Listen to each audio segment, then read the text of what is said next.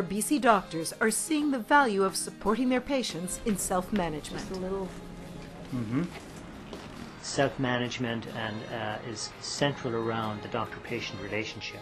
I think the doctor-patient relationship is built on trust. It's built on respect for your patients. I am a very independent person. I do not want people doing things for me, but I will accept things at times. We have to change our way of thinking and understand that, hey, people are the experts in their own care and we're just guides along the way. I like to look after myself. I like to prove that I'm capable, and I am capable. When your patient comes in and you come in, you have your agenda as a doctor. Your agenda might be keep your office on time. You know, let's find out what the problem is, solve it, and move on to the next patient and try and do that in a quick, efficient way.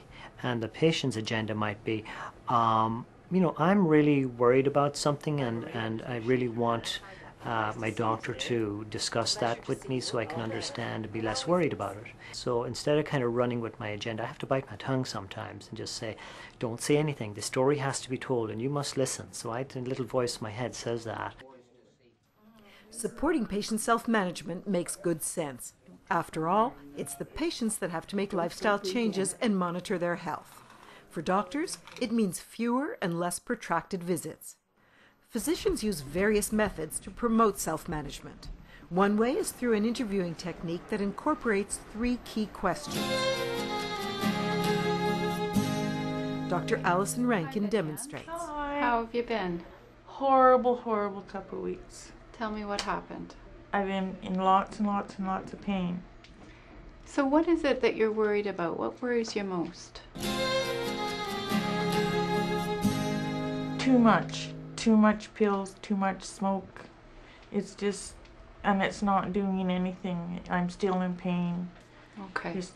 So worried a lot about all the chemicals you're putting into your body, hey? Yeah. What do you think you'd most like to change? I'd like to change the pain without taking anything more. Have you ever considered that smoking might be contributing to the pain? No. It has been shown that smoking can make pain worse. Are you thinking about cutting back on smoking? I'd like to. I'd like to. And how confident are you that you'll be able to cut back on the smoking? Right about now where I am, pretty confident, because it's getting, I'm just smoking more and more. And you know what, when I'm having a cigarette, I'm craving a cigarette, and then I have a pill because the cigarette gives me a headache. And so how do you think you might go about making that change? With a lot of help. Yeah. Yeah. So you're thinking you might cut back on smoking? You might try to quit? First of all, cut back. I couldn't just quit. So could you tell me exactly what your plan is? Well, my plan would be to have a cigarette and then try and go a whole hour without one. And for me, that would be doing good. Okay. Starting tomorrow then, yeah, you're going to have a full hour between cigarettes. Yeah. And we'll follow up with you in a week. Okay. Does that sound okay? Yeah. Okay. Great. I find that using those 3 questions is a lead-in to help patients to develop an action plan which allows them to make some very small, measurable change so that at the end of the week or the end of the month they can say, I did it, and they can go on to the next one to work towards their long-term goal.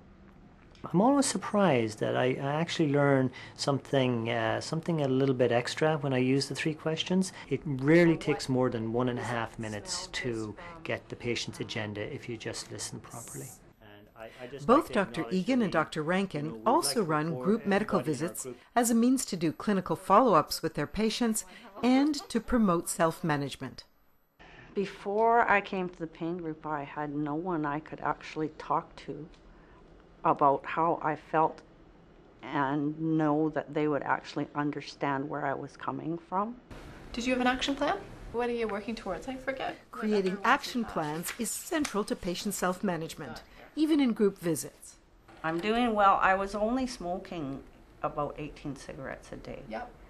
And since I saw you last Tuesday, I've smoked 4 cigarettes. That is awesome.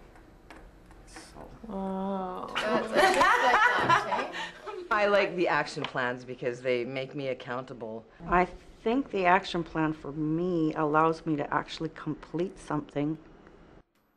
Doctors often have their medical office assistants follow up with the patients to see how they're doing with their action plans.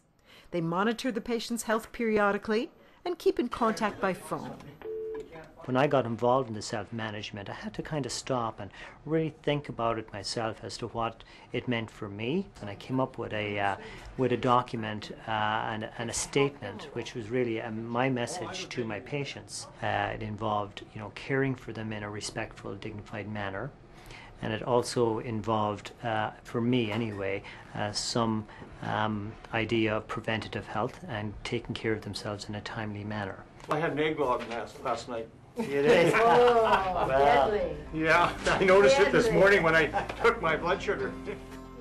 A brighter future for primary healthcare in British Columbia is dependent in part on doctors supporting their patients to manage their chronic conditions, and on patients in turn stepping up to the challenge.